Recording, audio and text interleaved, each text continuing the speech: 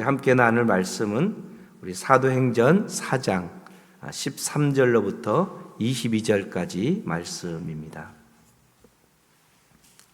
우리 함께 읽겠습니다.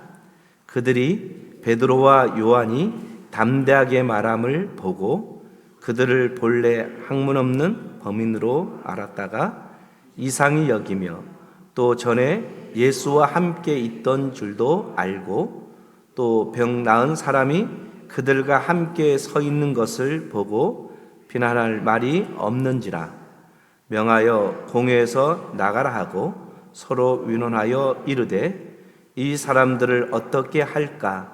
그들로 말미암아 유명한 표적 나타난 것에 예루살렘에 사는 모든 사람에게 알려졌으니 우리도 부인할 수 없는지라. 이것이 민간에 더 퍼지지 못하게 그들을 위협하여 이후에는 이 이름으로 아무에게도 말하지 말게 하자 하고 그들을 불러 경고하고 도무지 예수의 이름으로 말하지도 말고 가르치지도 말라 하니 베드로와 요한이 대답하여 이르되 하나님 앞에서 너희 말을 듣는 것이 하나님의 말씀을 듣는 것보다 옳은가 판단하라. 우리는 보고 들은 것을 말하지 아니할 수 없다 하니 관리들이 백성들 때문에 그들을 어떻게 처벌할지 방법을 찾지 못하고 다시 위협하여 놓아 주었으니 이는 모든 사람이 그된 일을 보고 하나님께 영광을 돌림이라. 이 표적으로 병 나은 사람은 40여세였더라. 아멘. 우리 유대 종교 지도자들 우리 13절에 그들이라라고 말하는 것은 우리 5절과 6절에 기록되어 있는 그런 지도자들이죠. 이들이 베드로와 요한이 본래 그 배운 것이 없는 보잘것없는 사람인 줄 알았는데 이렇게 담대하게 말하는 것을 보고 놀랍다라고 이렇게 13절은 그렇게 기록되어 있죠. 알고 또 보고 라는 이 단어, 이 말 속에는 제자들을 손쉽게 제압할 수 있으리라 이렇게 아마 생각을 했던 것 같습니다. 종교 지도자들이 그 베드로와 요한을 불러서 이제는 복음을 전하지 못하도록 그렇게 위협하고 그런 세상적 권위를 갖고 그렇게 대하면 쉽게 이 문제가 해결될 수 있다라고 아마 생각을 했던 것 같습니다. 그런데 담대하게 말함과 그리고 그의 태도들을 볼 때 놀랍게 반응하고 있는 종교 지도자들의 모습을 13절에 그렇게 기록하고 있죠. 이렇게 베드로가 담대히 말할 수 있는 것, 이것은 바로 나면서 못 걷는 사람을 나사는 예수 그리스도의 이름으로 명하였을 뿐만 아니라 자신의 손으로 일으켜 세워주었기 때문입니다. 그런데 예수 그리스도의 이름으로 일어나 걸으라 라고 할 뿐만 아니라 베드로가 직접 그의 손을 잡아서 이렇게 세워줌으로 말미암아 그가 회복되어진 것을 직접 했기 때문에, 그리고 목격했기 때문에 그들이 담대하게 말할 수 있었던 것이죠. 그러나 더 중요한 것은 무엇입니까? 그것은 바로 복음에 대한 확신입니다. 부활하신 주님에 대한 그런 확신이 있었고, 그리고 성령의 능력을 의지했기 때문입니다. 그들 앞에서 담대할 수 있었던 것, 전에도 이야기했지만 3번씩 베드로는 부인했잖아요. 그런데 이제는 그들 앞에서 이렇게 담대할 수 있었던 것은 복음에 대한 확신입니다. 바로 예수 그리스도, 그분의 부활에 대한 분명한 확신이 있었기 때문에, 그리고 오순절날 성령이 그들 가운데 역사하고 그들과 함께하는 능력이 있었기 때문에 그들은 담대하게 그들 앞에서 말할 수 있었던 것이죠. 우리도 세상 앞에서 우리가 그리스도를 증거할 수 있는 것은 바로 복음에 대한 확신이 있어야 되는 것이죠. 그리고 성령의 충만한 능력이 우리 가운데 있을 때 우리는 이 세상 앞에서 담대하게 그리스도의 복음을 전할 수 있는 것입니다. 바로 이 베드로와 요한의 그 자세, 태도가 바로 그렇다는 것이죠.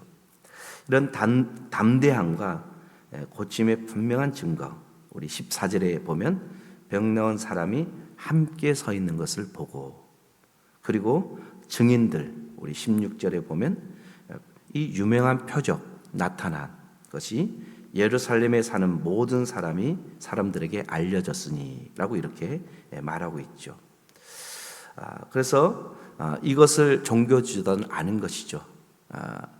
그 베드로와 요한이 담대하게 전하는 것, 그리고 증거가 있고 또 예루살렘에 사는 모든 사람들이 알게 되어져.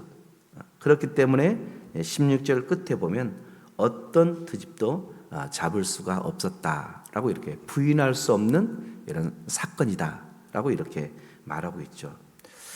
그래서 그들이 결정한 것은 무엇입니까? 우리 17절과 18절에 보면 단지 이 소문이 더 퍼지지 못하도록 엄중히 경고해서 보내자.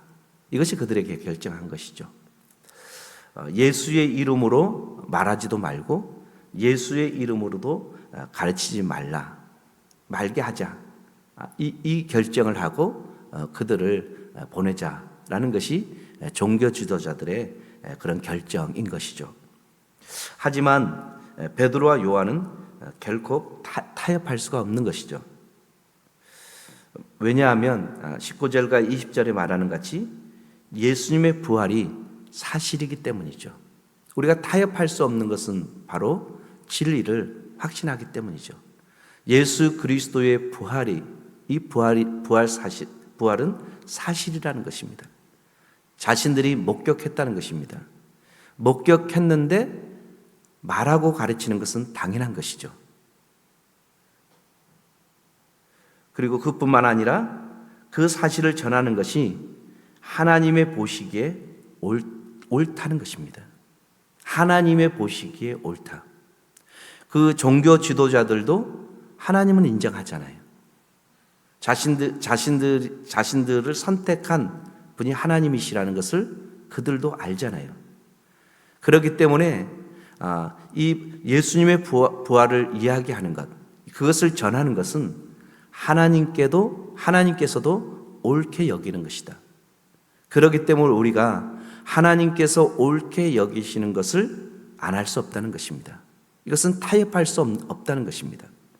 말할 수밖에 없다는 것입니다.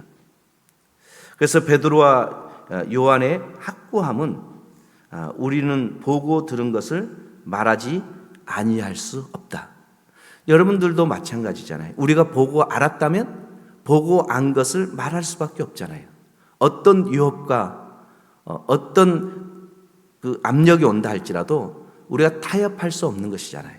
왜냐하면 그것은 진리이기 때문에, 우리가 보고 알고 있는 거기 때문에 우리는 담대하게 이 세상 앞에서 말할 수밖에 없는 것이죠. 우리가 복음을 전할 수밖에 없는 것이죠. 그러나 이 세상은 우리가 복음을 전하지 못하러 가죠. 우리나라의 어떤 정치 구조도 결국 종교를 강요하지 못하게 하는 법을 만들려고 하는 것이죠. 바로 예수 그리스도, 이 부활의 사건을 우리가 목격하고 알고 바로 이 예수 그리스도의 이름으로 우리가 영원한 생명을 얻었기 때문에 그 진리를 전하는 것은 마땅한 것이죠. 그런데 그 진리를 전하지 못하도록 하고 있는 것이죠. 소위 전도하지 못하도록. 그렇게 변해가고 있는 것이죠. 이런 세상 앞에서 우리가 어떻게 서야 될 것인가? 우리는 복음의 능력을 경험했고 성령의 충만한 역사가 우리 가운데 있다면 우리는 담대하게 그리스도의 복음을 전할 수밖에 없는 것이죠. 사람들은 불안하고 두려울수록 더 많이 통제하려고 합니다. 그것이 종교가 갖고 있는 바로 그런 힘, 기독교가 갖고 있는 그 힘에 대해서 두려우면 두려울수록 더 많이 통제하려고 하죠. 하지만 그런 위협으로 복음의 물결을 막을 수는 없는 것이죠. 바로 복음의 능력과 성령의 사람은 세상이 감당할 수 없는 힘이 있다라고 말하고 있죠. 우리에게는 세상이 감당할 수 없는 강력한 힘을 갖고 있죠. 그것이 바로 예수 그리스도의 그 능력이죠. 오늘 하루의 삶도 성령의 사람이 되어 하나님의 주권을 선포하며 담대하게 복음을 전하는 우리 모두가 되어지기를 주님의 이름으로 간절히 소망합니다.